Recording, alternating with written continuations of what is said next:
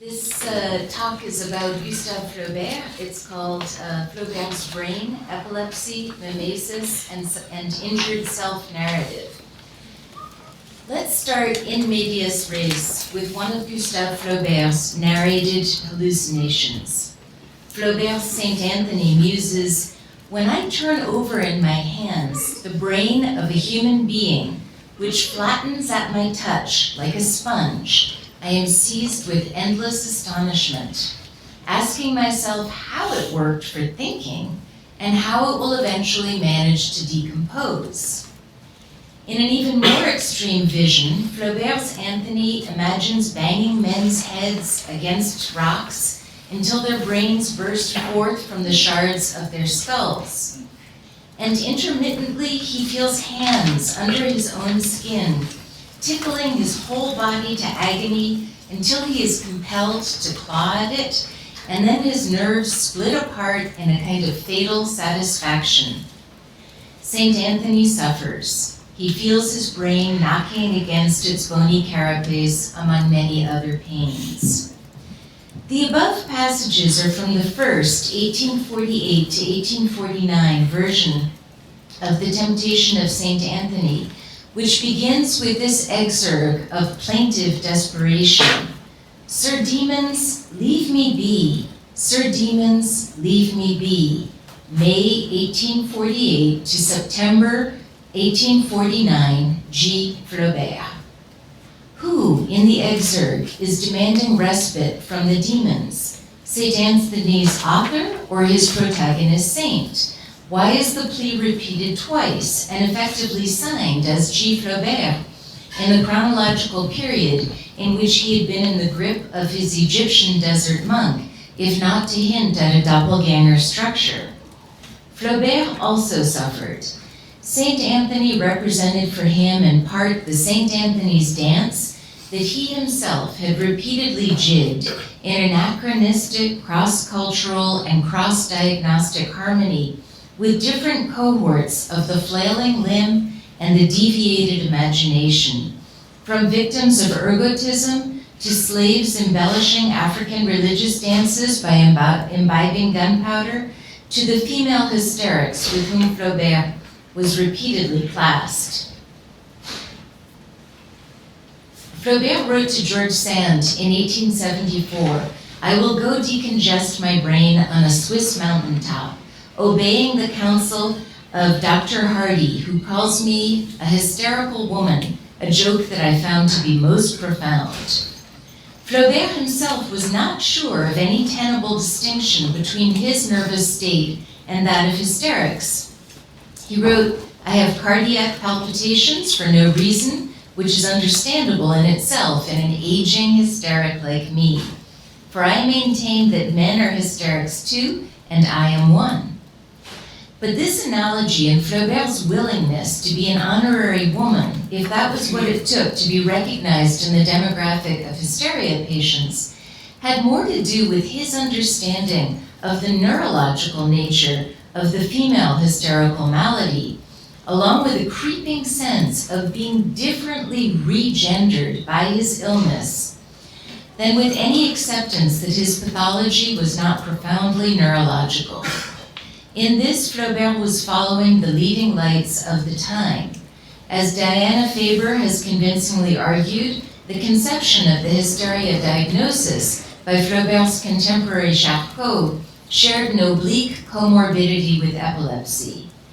For Faber, Charcot's construction of hysteria was indeed substantially indebted to epilepsy in various ways, through his direct access to epileptic patients, to the mutual influences of epileptic and hysteric patients upon each other, to his apparent preference for a diagnostic of hysteria over epilepsy, and to the confusion in terminology, which allowed him to describe a form of hysterico-epileptic attack as hystérie.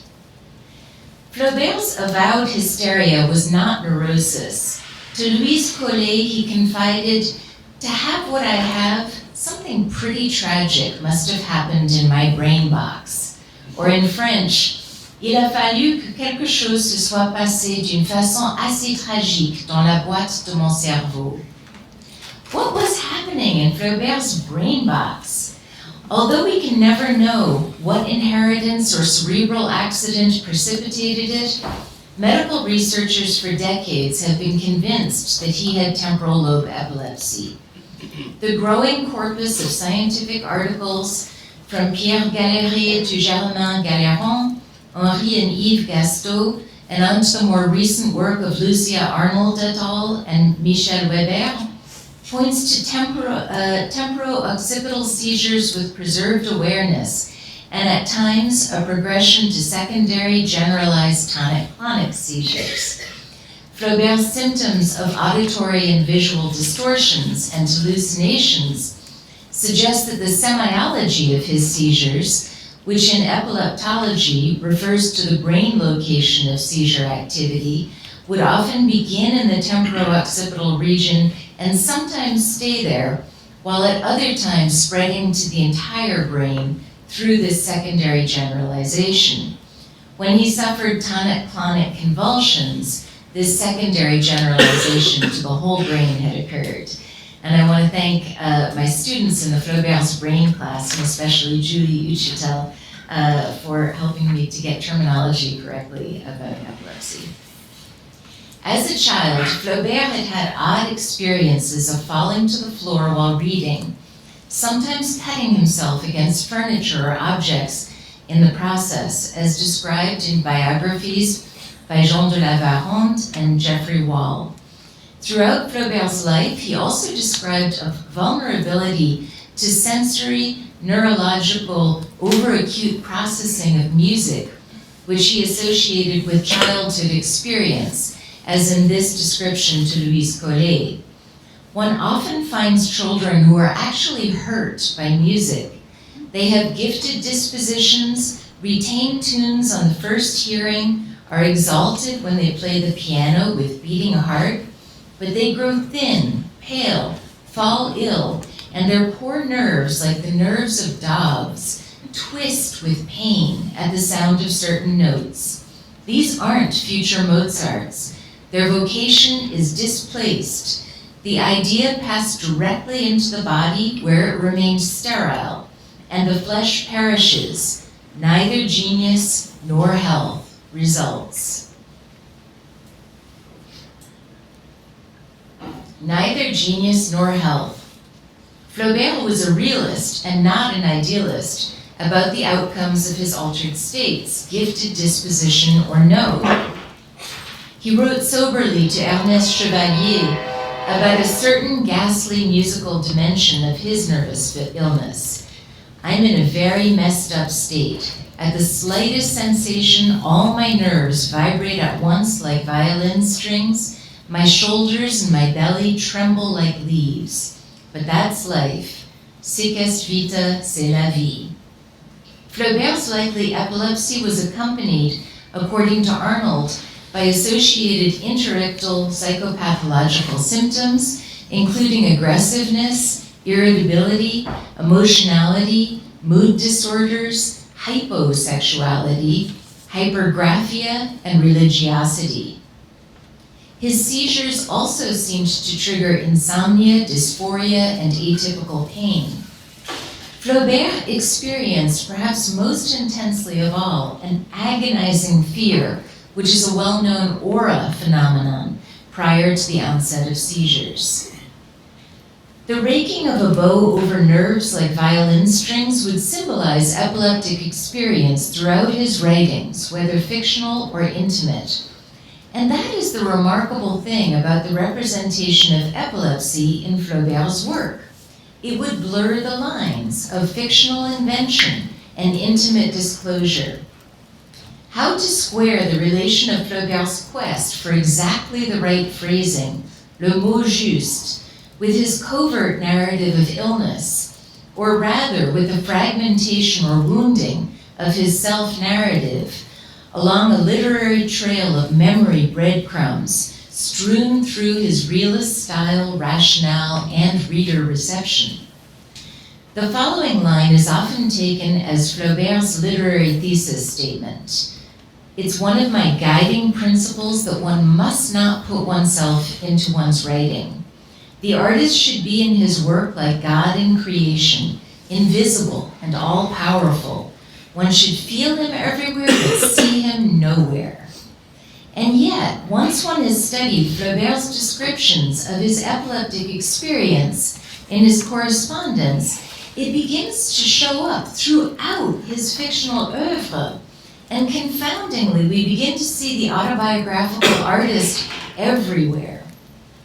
At the same time, there is nothing solid about these traces of the artist in his work. They do not undercut what Roland Barthes, in The Death of the Author, would call the necessity to substitute language itself for the person who until then had been supposed its owner, because there is no owner of this language. This subtle, iconic revelation of the authorial persona is epileptiform, built on the architecture of crisis, with epilepsy standing, in the words of Andrea Cavena, as the quintessential pathology of consciousness.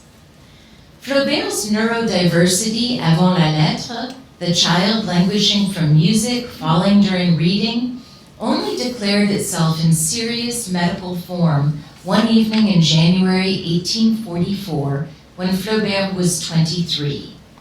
Jean-Paul Sartre, in Volume 4 of The Family Idiot, described it thus, based on references from Flaubert and others' correspondence. One evening in 1844, Achille and Gustave were returning from Deauville, where they had been to see the site of the new country house. It was pitch dark. Gustave was driving the cabriolet himself. Suddenly, in the vicinity of Pont-l'Évêque, as a wagon passed to the right of the carriage, Gustave dropped the reins and fell at his brother's feet as if struck by lightning. Seeing him motionless as a corpse, Achille thought he was dead or dying. In the distance, the lights of a house were visible. The elder son carried his brother to the house and gave him emergency treatment. Gustave remained for a few minutes in this cataleptic state. He had, however, maintained full consciousness. When he opened his eyes, he may have had convulsions, but we have no firm evidence. That's the end of the Sartre passage. Several details in Sartre's overview have become debatable in light of synoptic or forensic examination of diverse written accounts. But with or without that uncertainty, what was Flaubert experiencing while he lay motionless in the carriage, a state which no accounts contradict? In letters to his friends, he emphasized a kind of regurgitation of all the contents of his memory at once, a kind of disgorging of the self in pixelated, parcellated form. As in this 1866 testimonial to his researcher friend Hippolyte Taine. My dear friend, here is what I have experienced when I have had hallucinations. First, an indeterminate anguish, a vague malaise, a feeling of painful waiting, as can occur before poetic inspiration, where one feels something is going to happen, a state that can be compared to the man having sex who feels sperm coming up and the discharge getting ready. Have I made myself clear? Then suddenly, like lightning, there is an invasion, or rather an eruption of memory, for hallucination in itself is nothing but that, for me at least. It's a memory disorder, a sudden release of all its stores. You feel images pouring out from you like spurts of blood.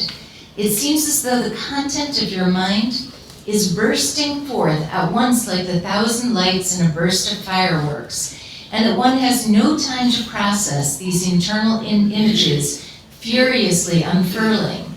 At other times, it begins with a single image that expands in size, develops more and more until it covers over objective reality. For example, like a dancing spark that becomes a great flaming fire. When that occurs, one is in fact perfectly capable of thinking of something else at the same time, and it almost blends in with what one calls black butterflies, which is to say the little curls of satin some people see floating in the air when their eyes are tired on overcast days. To Louise Collet in 1853, he also emphasized a kind of overwhelming and agonizing release of all the representations his brain had ever formed. And I want to stress that this is the sense in which I refer to self in this paper. My nervous disease foams up from these little intellectual dramas. Each seizure is like a sort of hemorrhage of innervation. The center of image formation in my brain suffers a seminal leak. 100,000 images erupt at once in visual fireworks. There is an atrocious clenching of body and soul. Several times I have been sure I had died. But what constitutes personality, rational being, always held fast. Otherwise, suffering would have been nullified because I would have been purely passive, whereas I always retained consciousness even when I could no longer speak. In those moments, my soul had collapsed in on itself, like a porcupine that pierces itself with its own quills. No one has studied this, and physicians are imbeciles in their own particular way, just as philosophers are in their way. In his all-too-conscious crises, he also sometimes re-experienced in visceral, deadly drama the sensory signatures of that first full-on episode in 1844 in the town of Pont-l'Évêque. Sartre was very struck by what Flaubert's close friend Maxime Ducamp had witnessed. He grew very pale. This state sometimes went on for several minutes. He still hoped it was just a scare. Then he walked, he ran toward his bed, lay down as dismal as if in a coffin. He would cry, "Drop the reins! Here comes the wagoner! I hear the bells! Ah, I see the lantern of the inn!" Then he would groan, and the convulsion would lift his body, a paroxysm in which his whole being would shake. Now Sartre became convinced, based on discursive repetition or re-experiencing of the Pont-l'Évêque episode in accounts by Flaubert and eyewitnesses to his seizures, as contrasted with Flaubert's description of memory pyrotechnics and heightened, almost omniscient sensory awareness, that Flaubert's crises were symbolic in nature, an eternal return to, quote, confirm the patient in his neurotic option. In effect, Sartre felt that the mimetic delivery of the reality of the physiological crises was off, signaling a neurotic rather than a neurological malady. Sartre wrote, "The incommensurable richness of perception, illusory but experienced, contrasts with the poverty of discourse and consequently of thoughts in the referential attacks." What I find fascinating is that not taking into account Flaubert's epilepsy in this model set by Sartre may have led to a fundamental misunderstanding of Flaubert's mimetic praxis, and particularly of his realist technique, the non-symbolic encounter with the referential that is often taken as synonymous with his genius. What Flaubert's stealth accounts of his citizenship in an outgroup of health challenge shows us first is quite simple, that involuntary memory, which overlaps quickly with declarative memory as it is experienced by the Kantian ego, surges up like fiction. Fiction need not be drawn from the godlike imagination. It can be drawn from the uncoordinated, unauthorized stores of representation in the brain. It can be drawn from memories of crises of consciousness and memory, language, identity, confidence in life.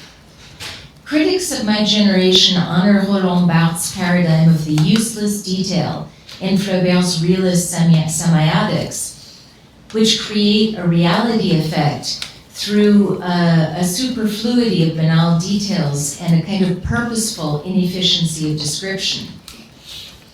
In Barthes' reading, these useless details signal the direct collusion of the referent and the signifier, in which the signified is expelled from the sign. Such operations create a powerful referential effect in Flaubert's narrative. We do feel this reality effect in a text like A Simple Heart, about a servant woman in the town of Pont-l'Évêque. And yet compare Sartre's description of Flaubert's first epileptic attack with this scene experienced by the elderly servant Felicity. Behind her, in a cloud of dust and carried away by its own weight on the hill, a mail coach at a full gallop rushed on her like a whirlwind. Seeing this woman who did not get out of the way, the driver stood up on the hood and the postilion shouted too, while the 4 horses that he could not hold back went quicker than ever. The first 2 just grazed her. With a twist of the reins, he drew them to the side of the road, but in a temper raised his arm and with a full swing of his big whip, gave her such a lash from her hips to the twist of hair at the nape of her neck that she fell on her back. Her first gesture when she came back to consciousness, and I'll gloss over it there. So I think I'm out of time, but I will just quickly wrap up in saying that Flaubert believed that he could, by writing about his epilepsy, actually educate his nerves and diminish the frequency of his epileptic attacks. And we're all familiar with his novel, The Sentimental Education, but this neurological education, everything that had been undone of his mimetic life story, of his executive self-construct, then is sort of reformed through this neurological education and an ever recommenced injured self-narrative of neurodiversity. Thank you. Produced by Duke University.